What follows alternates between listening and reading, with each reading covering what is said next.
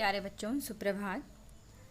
आज हम आरोह भाग 2 के गद्य खंड से काले मेघा पानी दे, जो धर्मवीर भारती जी द्वारा रचित है, का अध्ययन करेंगे। बच्चों, यह जो पाठ है काले मेघा पानी दे, यह पाठ संस्मरण विधा में लिखा हुआ है।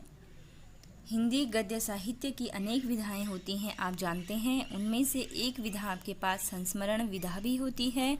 आज आप उसी को पढ़ेंगे। तो सबसे पहले संस्मरण विधा क्या होती है उसको समझ लीजिए। संस्मरण का अर्थ होता है स्मृति के आधार पर किसी विषय या व्यक्ति पर लिखा गया आलेख संस्मरण कहलाता है।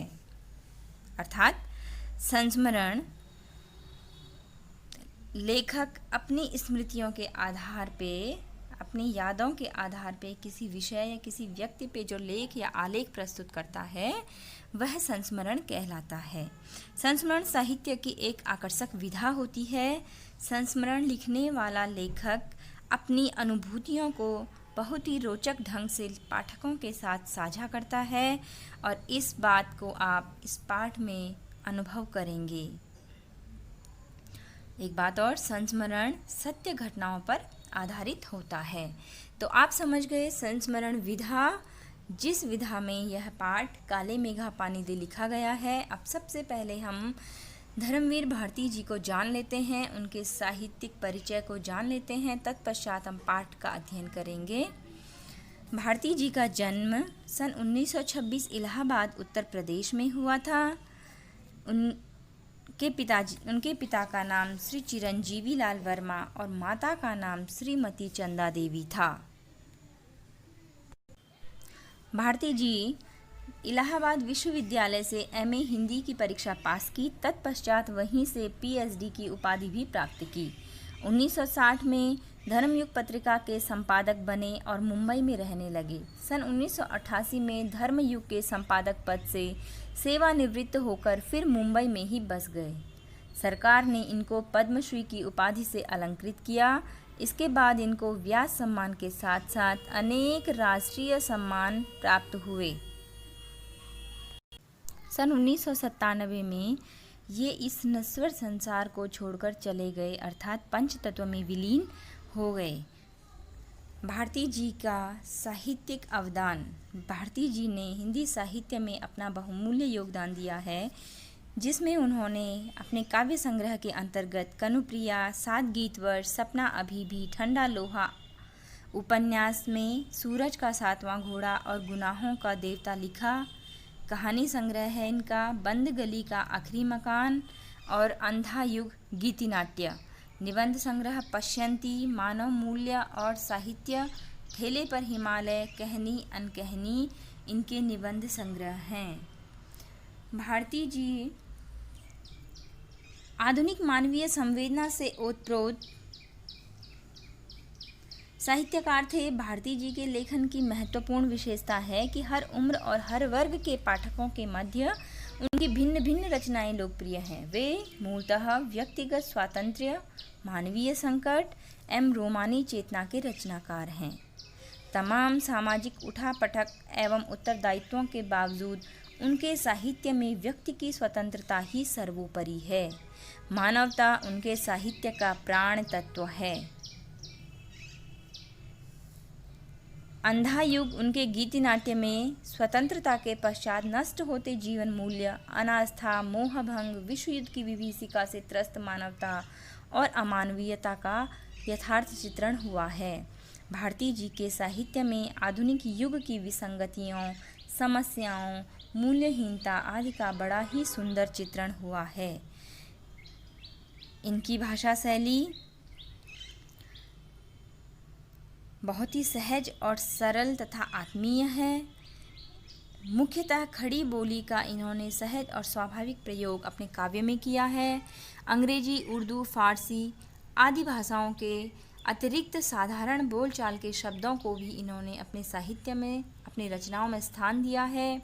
व्यंग्यात्मक और संस्मरणात्मक शैलियों का इन्होंने सर्वाधिक प्रयोग किया है। इनकी शब्द रचना श्रेष्ठ और उत्तम। प्रस्तुत संस्मरण की भाषा शैली सहज, सरल, स्वाभाविक एवं प्रसंगानुकूल है, जिसमें खड़ी बोली उर्दू, फारसी, साधारण बोलचाल की भाषाओं के शब्दों का सटीक प्रयोग हुआ है। मुहावरों के प्रयोग के साथ भाषा में रोचकता उत्पन्न हो गई है। इन्होंने विचारात्मक, भावात्मक, व्यंग्यात्मक, संस्मरणात्मक शैलियों का बड़ा सुंदर प्रयोग किया है। शब्द रचना अत्यंत श्रेष्ठ एवं उत्तम है। वस्तुतः धर्मवीर भारती आधुनिक युग के एक श्रेष्ठ साहित्यकार हैं। उनका स्वातंत्र्योत्तर हिंदी साहित्यकारों में विशिष्ट स्थान है। अब देखिए पाठ का सारांश। काले मेघा पानी दे संस्मरण धर्मवीर भारती द्वारा रचित है। इसमें लोक प्रचलित विश्वास और विज्ञान के द्वंद्व का बहुत सुंदर चित्रण हुआ है। विज्ञान का अपना तर्क है और विश्वास की अपनी सामर्थ्य। इनमें कौन कितना सार्थक है, यह प्रश्न पढ़े लिखे समाज को उद्वेलित करता रहता है। इसी दुविधा को लेकर पानी के संदर्भ में लेखक के द्वारा यह प्रसंग रचा गया है। लेखक ने अपने किशोरपन जीवन के इस संस्मरण में दिखलाया है कि अनावृष्टि दूर करने के लिए गांव के बच्चों की इंद्र सेना बनाई जाती है और फिर द्वार द्वार पानी मांगते चलती है। लेखक का तर्कशील किशोर मन भीषण सूखे में इस कार्य को पानी की निर्मम बर्बादी के रूप में देखता है। आषाढ़ के उन सूखे दिनों में जब चारों ओर पानी की कमी होती है, सारी धरती में गर्मी से त्राहिमाम हो रहा होता है, सब पानी के लिए तरस रहे होते हैं, ये भगवान इंद्र के नाम पे बनी हुई इंद्र सेना गांव की गलियों में जयकारे लगाते हुए पानी मांगते फिरती है। और जयकारा क्या लगाती हैं? काले मेघा पानी दे, गगरी फूटी बैल पियासा, पानी दे गुड़धानी दे, काले मेघा पानी दे। इस तरह संवेद पुकार लगाते हुए ये गलियों में घूमती है। अभाव के बावजूद भी लोग अपने घरों से पानी लेकर इन बच्चों को सिर से पैर तक तर कर देते हैं। आषाढ़ के इन दिनों में गांव शहर सभी लोग गर्मी से परेशान त्राहिमाम कर रहे होते हैं। तब ये मंडली काले मेघा पानी दे के नारे लगाते हुए यहाँ वहाँ घूम रही होती है। अब कुछ लोग इसे इंद्रसेना कहते हैं, कुछ लोग इसे मेंढक मंडली कहते हैं। ऐसा क्यों? देखिए बच्चों, जो लोग अंधविश्वास से चिढ़ते हैं, जो लोग इन चीज़ों में विश्वास करते हैं, वे इसे भगवान इंद्र की सेना मानते हैं। और जो लोग इन बच्चों के कीचड़ कांधों से चिढ़ते हैं, जो इनके हुड़दंग से चिढ़ते हैं, ये कीचड़ पानी अपने ऊपर डलवा के फिर उसी कीचड़ में लथपथ होकर के पूरे गांव में घूमते फिरते हैं, तो ऐसे कुछ लोग ऐसे बच्चों से चिढ़ते हैं, वे इन्हें मेंढक मंडली कहते हैं। तो आप समझ गए, मेंढक मंडली और इंद्रसेना दोनों। खेतों की मिट्टी सूख कर पत्थर हो जाती है, जमीन फटने लगती है, पशु प्यास के कारण मरने लगते हैं, लेकिन बारिश का कहीं नामो निशान नहीं होता है, बादल कहीं नज़र नहीं आते। ऐसे में लोग पूजा पाठ कर कर हार जाते हैं। तब यह इंद्रसेना या मेंढक मंडली निकलती है और आस्था के नाम पर लोगों से अपने ऊपर पानी डलवाती है। अब क्या होता है, लेखक मानता है कि लोग अंधविश्वास के कारण पानी की कमी होते हुए भी पानी को बर्बाद कर रहे हैं। यह पानी पशुओं के काम आ सकता है, यह पानी खेतों के काम आ सकता है। ऐसे में क्यों फिजूल में इन इंद्रसेना या मेंढक मंडली के ऊपर यह पानी डाला जाए? लेखक का किशोर और तर्कशील मन इसके बारे में सोचने लगता है। कहता है, इस तरह के अंधविश्वासों से देश को बहुत क्षति होती है, जिसके कारण हम अंग्रेजों से पिछड़ गए, उनके गुलाम बन गए। लेखक वैसे तो उन इंद्रसेना की उम्र के ही बच्चों के समान उम्र का था, लेकिन आर्य समाजी संस्कारों से युक्त तथा कुमार सभा का उपमंत्री था, अतः उसमें समाज सुधार का जोश अधिक था। अंधविश्वासों से वह डटकर लड़ता था। लेखक को जीजी उसे अपने बच्चों से ज़्यादा प्रेम करती थी। तीज, त्योहार, पूजा, अनुष्ठान जिन्हें लेखक अंधविश्वास मानता था, उनकी जीजी के कहने पर लेखक को सब कुछ करना पड़ता था। तो यहाँ पर बच्चों, जीजी अर्थात दीदी लेखक की बड़ी बहन के समान, वह स्त्री जिसने लेखक को पाल पोस कर बड़ा किया था और माता पिता से अधिक प्रेम वह उसको करती थी, अपने बच्चों से अधिक प्रेम वह लेखक से करती थी। तो लेखक को अपनी जीजी के कहने पे सब कुछ करना पड़ता था, जिन चीज़ों को वह अंधविश्वास मानता था। इस बार जीजी के कहने पर भी लेखक ने मेंढक मंडली पर पानी नहीं डाला, जिससे वे नाराज हो गईं। बाद में लेखक को समझा बुझाकर उसने अनेक बातें कही और कहा कि पानी फेंकना अंधविश्वास नहीं होता है भैया, यह तो हम उनको अर्घ्य चढ़ाते हैं, जिससे खुश होकर इंद्र भगवान हमें पानी देते हैं। फिर जीजी ने कहा कि ऋषि मुनियों ने भी दान को बहुत ऊंचा स्थान दिया है। जीजी ने लेखक को समझाया कि अगर हम त्याग नहीं करेंगे, अगर हम दान नहीं देंगे, तो फिर इसका फल हमें कैसे मिलेगा। दान वह होता है कि जिस चीज़ का अभाव आपके पास है, वह चीज़ आप किसी की भलाई के लिए, किसी के कल्याण के लिए दे दो, तो वह पुण्य होता है, वही त्याग और दान कहलाता है।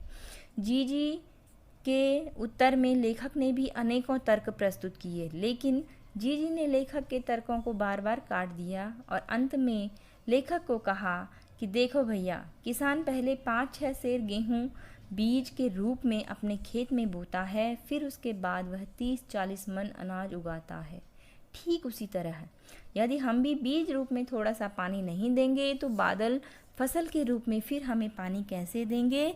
इस प्रकार जीजी ने अपने भाई को अर्थात लेखक को समझा। फिर संस्मरण के अंत में लेखक की राष्ट्रीय चेतना का भाव मुखरित होता है और कहते हैं कि हम आज़ादी मिलने के बावजूद भी पूर्णतः आज़ाद नहीं हुए हैं। हम आज भी अंग्रेज़ों की भाषा, संस्कृति, रहन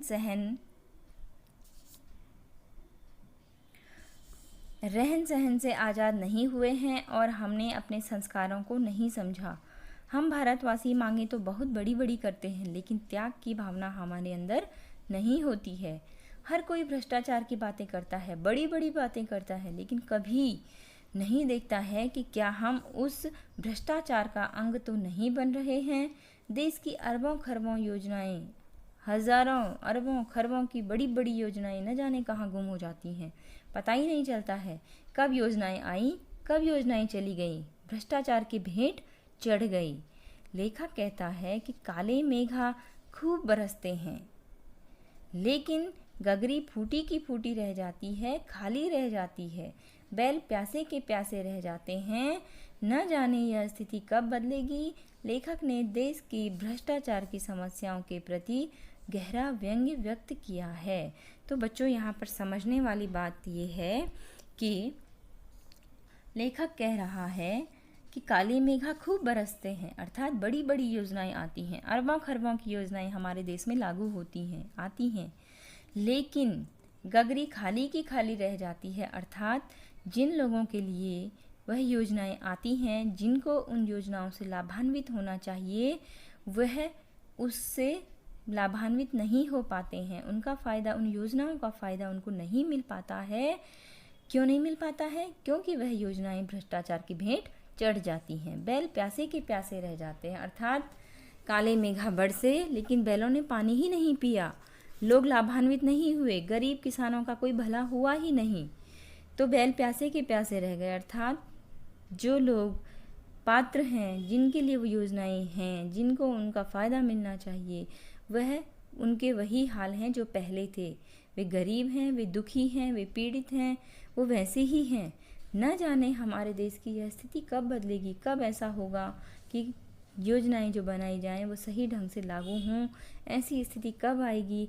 लेखक ने इसके प्रति गहरा दुख व्यक्त किया है और हम पाठकों के लिए यह सोचने के लिए हमारे लिए प्रश्न रखा है कि अब हम ही सोचें कि क्या हमारे देश में जो भ्रष्टाचार है, इन समस्याओं का निदान कैसे होगा, कैसे हम इन समस्याओं को रोक सकते हैं। तो बच्चों, आप भी इस बात पर अपने विचार अलग से एक आलेख के रूप में व्यक्त कर सकते हैं कि आखिर हमारे देश की यह स्थिति कैसे बदलेगी, कैसे काले मेघा बरसेंगे और उनके बरसने के बाद बैल प्यासे नहीं रहेंगे, गगरी खाली की खाली नहीं रहेगी, अर्थात भ्रष्टाचार से हमारा देश कैसे मुक्त होगा। इस विषय पर आप भी एक आलेख लिखने का प्रयास करेंगे और अपनी उत्तर पुस्तिका में ज़रूर लिखेंगे। अब बच्चों पाठ के अंतर्गत आए हुए कठिन शब्दों के अर्थ समझ लीजिए। इसके लिए आप अपनी पाठ्य पुस्तक खोलिए और पेंसिल से कठिन शब्दों को अंडरलाइन करते हुए उनके अर्थ सुन लीजिए। मंडली अर्थात समूह या टोली। गुड़धानी गुड़ और चने से बना हुआ एक प्रकार का आहार या लड्डू। छज्जा दीवार से बाहर निकली हुई छत। ठीक। दुमहले अर्थात 2 मंजिले। टेरते यानी कि बुलाते या आवाज़ लगाते। त्राहिमाम त्राहिमाम मुझे बचाओ। पखवाड़ा 15 दिन की अवधि। तमतमाई गुस्से में। ढकोसला दिखावा। मदरसा स्कूल। भूजा भुना हुआ। हर छठ जन्माष्टमी के 2 दिन पूर्व मनाए जाने वाला पर्व हर छठ कहलाता है। समवेत अर्थात एक साथ इकट्ठी मिली जुली आवाज़। धकियाते धक्का मारते हुए। मेघा अर्थात बादल। दस्तपा 10 तपन अर्थात 10 दिन।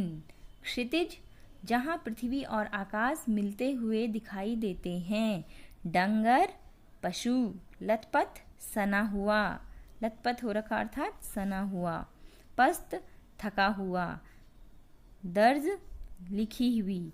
किलापस्त होना अर्थात हार जाना। ये यहाँ पर मुहावरा भी है। किलापस्त होना अर्थात हार जाना। अर्घ्य जल चढ़ाना। प्रतिमा मूर्ति। इस प्रकार ये कुछ कठिन शब्द हैं जो पाठ में आए हुए हैं। आशा है आपने इन्हें नोट कर लिया होगा बच्चों। अब पाठ का सारांश पढ़ लेने के बाद हम इस पाठ पर परीक्षा में पूछे जाने वाले कुछ महत्वपूर्ण प्रश्नों के उत्तर पढ़ लेते हैं। प्रश्न देख लेते हैं बच्चों, उत्तर नहीं। इन प्रश्नों को आप अपनी पुस्तक खोल करके वहाँ से ढूंढ करके, जैसे गद्यांश आपके पास परीक्षा में आता है, ठीक उसी तरह से आपने इन प्रश्नों के उत्तर अपनी पाठ्य पुस्तक में से उसको पाठ को पढ़ करके ढूंढने हैं और अपनी उत्तर पुस्तिका में लिखने हैं। सबसे पहला प्रश्न है लेखक तथा पाठ का नाम लिखिए। दूसरा प्रश्न इंद्र सेना क्या थी, यह क्या करती थी। तीसरा प्रश्न इंद्र सेना की टोली किससे और किस लिए पानी मांग रही थी। इंद्र सेना की टोली लोगों से पानी मांगती थी और किस लिए मांगती थी, ये आप लिखेंगे। मैंने समझाया है संस्मरण में। लेखक की समझ में क्या बात नहीं आती। हम भारतवासी अंग्रेजों से क्यों पिछड़ गए। प्रश्न 6 ऋषि मुनियों ने सबसे ऊंचा स्थान किसको दिया है। किसको दिया है आप जानते हैं, दान और पुण्य को। दान के लिए किस भावना का होना आवश्यक है। किस भावना का, त्याग की भावना का। प्रश्न नंबर 8 है हम आज भी सच्चे अर्थों में आज़ाद क्यों नहीं हो पाए। क्यों नहीं हो पाए बच्चों, क्योंकि आज भी हम क्या हैं, भ्रष्टाचार के शिकार हैं, अंधविश्वास के शिकार हैं, इसलिए। प्रश्न नंबर 9 काले मेघा पानी दे पाठ में गगरी फूटी बैल प्यासा कथन के पीछे छिपी हुई वेदना को स्पष्ट कीजिए। अभी मैंने आपको कुछ देर पहले स्पष्ट किया था कि गगरी फूटी बैल प्यासा, बड़ी बड़ी योजनाएं आती हैं, गगरी खाली की खाली रहती है, बैल प्यासे के प्यासे रह जाते हैं। अर्थात योजनाएं भ्रष्टाचार का शिकार हो जाती हैं। जिन लोगों को लाभान्वित होना चाहिए वो वैसे ही रह जाते हैं और कोई और उनका लाभ ले लेता है। प्रश्न नंबर 10 है देश की करोड़ों अरबों की राशि तथा योजनाएं कहाँ गुम हो जाती हैं। तो बच्चों इन प्रश्नों के उत्तर आपको पाठ को पढ़ करके गद्यांशों के अंदर से ढूंढ करके लिखने हैं और ये आपके परीक्षा में आने योग्य महत्वपूर्ण प्रश्न है। इसके अलावा आप अपनी समझ पर आधारित कुछ विचारात्मक प्रश्नों के उत्तर देंगे। उसमें पहला ये आपके लिए गृह कार्य है बच्चों। इसमें पहला प्रश्न है पर्यावरण से छेड़छाड़ के कारण प्राकृतिक चक्र में बदलाव आया है। सभी जानते हैं कि मनुष्य पर्यावरण से छेड़छाड़ कर रहा है जिसके कारण प्रकृति के चक्र में बहुत बड़ा बदलाव आया है और इसका परिणाम हुआ है मौसम का असंतुलन। इस प्रकार की घटनाओं से जुड़ी हुई सूचनाओं और चित्रों का संकलन आपको करना है। तो ये कार्य आपके लिए बहुत अधिक कठिन नहीं है बच्चों, बहुत आसान है। अखबारों में, पत्र पत्रिकाओं में, पुराने पेपर्स होंगे आपके घर में, पत्र पत्रिकाएं होंगी, पुस्तकें होंगी, उनमें से आपको कुछ ऐसी घटनाओं को ढूंढना है जो प्राकृतिक आपदा के रूप में जो समाचार हैं, जो घटनाएं हैं, उनके चित्र और उनकी सूचनाएं आपको इकट्ठी करनी है और संकलित करनी है। अपनी उत्तर पुस्तिका में एक तरफ चित्र लगाए, दूसरी तरफ उनसे संबंधित सूचनाएं आपको वहाँ चिपकानी है और उन पर लिखना है। दूसरा प्रश्न, दूसरा कार्य आपके लिए प्रोजेक्ट कार्य, पानी बचाओ से जुड़े विज्ञापनों को एकत्र कीजिए। आपने आज तक पानी बचाओ से संबंधित जितने भी विज्ञापन देखे हैं, सुने हैं, टीवी में, पत्र पत्रिकाओं में या अखबारों में, पुस्तकों में, इस प्रकार के विज्ञापनों को आपने एकत्र करना है अपने पास और इस संकट के प्रति, पानी की जो कमी है वर्तमान समय में, उस संकट के प्रति चेतावनी बरतने के लिए आप भी एक विज्ञापन अपनी तरफ से बनाएंगे। अपने मन से एक विज्ञापन आप बनाएंगे रचनात्मकता के साथ। बच्चों, अब यह पाठ समाप्त होता है। आशा है आपको समझ आ गया होगा।